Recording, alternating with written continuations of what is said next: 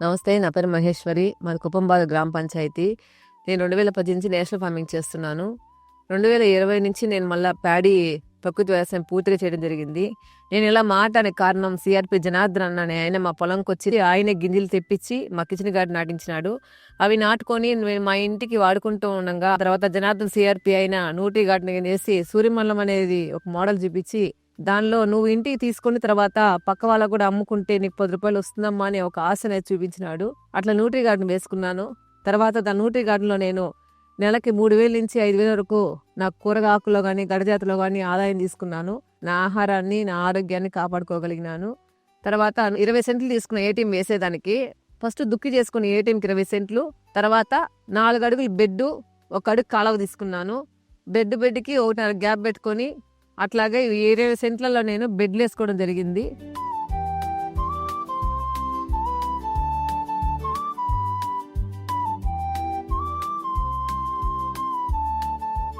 ఆ బెడ్లకి ఫస్ట్ ఒక ఆకుకూరలు చల్లుకున్నాను బెడ్ మీద.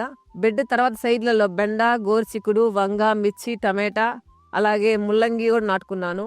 కాలువలకు చుట్టూ అవిసె, మునగ, కంది, బంతి నాటుకున్నాను.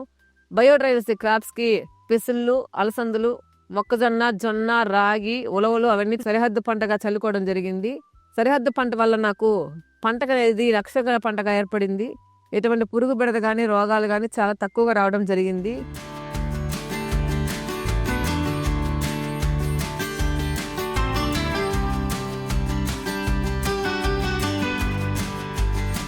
డిన్ను అనే ఎస్ఎస్జి సంఘం నుంచి నేను గ్రూప్ లోన్ తీసుకోవడం జరిగింది. దానిలో పొదుపులో ఫస్ట్ నేను 1,00,000 రూపాయలు తీసుకున్నాను. ఏటీఎం అనేది నాటుకున్నాను. తర్వాత నా ప్రకృతి వ్యవసాయానికి ఏ గ్రేడ్ అనేది దానికి రెడీ చేసుకున్నాను. ల్యాండ్కి నేను కూరగాయలు అమ్ముకుంటూ ఆ లోన్ అనేది నేను కట్టడం తీరిపోవడం జరిగింది. నన్ను చూసిన సభ్యులందరూ కూడా నా గ్రూప్ 10 మందిలో కూడా 8 మంది ముందుకు వచ్చి అలాగే విధంగా వాళ్ళు ల్యాండ్లో రెడీ చేసుకుని వేసుకున్నారు. ఎక్కువగా పండ్ల చెట్లు, బొప్పాయి, జామ అవన్నీ కూడా రావడం జరిగింది నాకు ఆదాయము.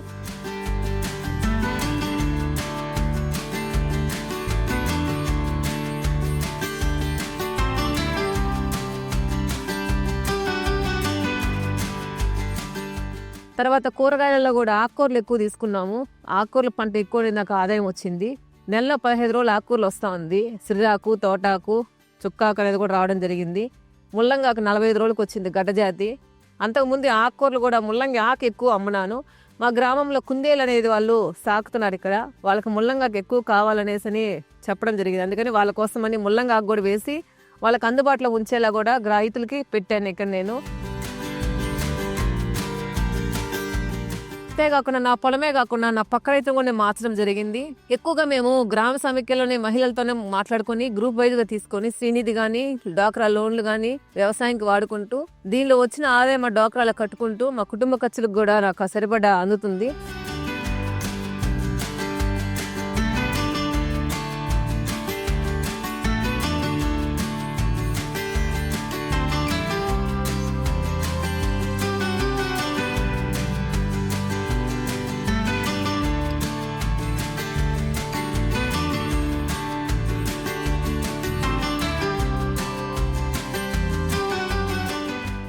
అలాగే నా పంటకి ఏదైనా సరే చీడపీడ అనేది ఏర్పడితే నా దగ్గర ఉన్న దేశీయ ఆవుతోనే నేను కషాయాలు తయారు చేసుకుంటాను. అలాగే నా పొలం చుట్టూ గడ్డ చుట్టూ వేపాకు, వావిల్లాకు, ఉమ్మెత్తాకు కూడా ఉండనుంది. నేను కషాయాలకు కానీ, జీవామృతం కానీ, గంజామృతం కానీ ఎటువంటి ఇబ్బంది లేకుండా నేనే సొంతంగా తయారు చేసుకోగలుగుతున్నాను.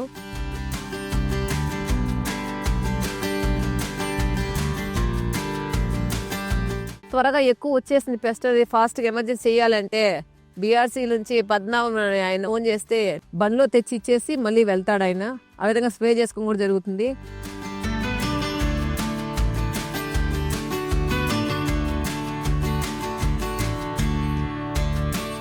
నేను ఏటీఎం మోడల్లో ఈ కూరగాయలు ఇవే కాకుండా ఎక్కువగా మునగ, అవిసె కూడా వేయడం జరిగింది.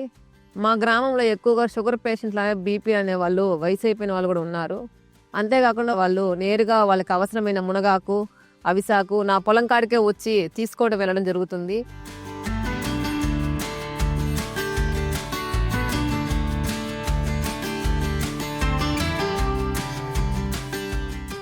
అంతేకాకుండా మెంతాకు కూర కూడా ఎక్కువ పండిస్తాను నేను.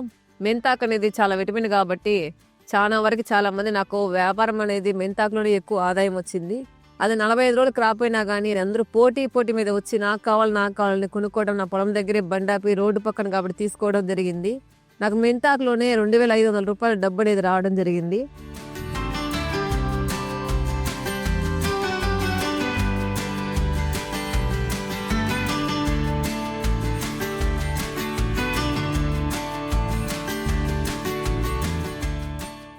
అలాగే వరిలో కూడా కెమికల్ ఫీల్డ్కి నా ఫీల్డ్కి అబ్జర్వేషన్ కూడా చేయడం జరిగింది.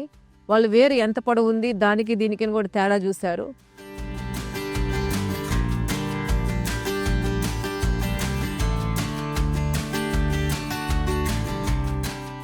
అందరికీ నమస్కారం. నా పేరు రాధా. నేను తిరుపతి జిల్లా నుంచి పెద్దగా పనిచేస్తున్నాను.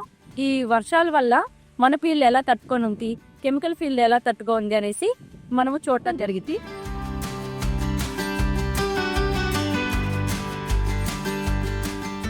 మన ఫీల్డ్ చూసామనుకోండి, ఎలాంటి కింద కనీసం కొంచెం కూడా పడకుండా అలాగే నిలబడి ఉంది. అదే కెమికల్ చూసామనుకోండి, చూడండి చాలా వరకు పడిపోయి ఉండదు.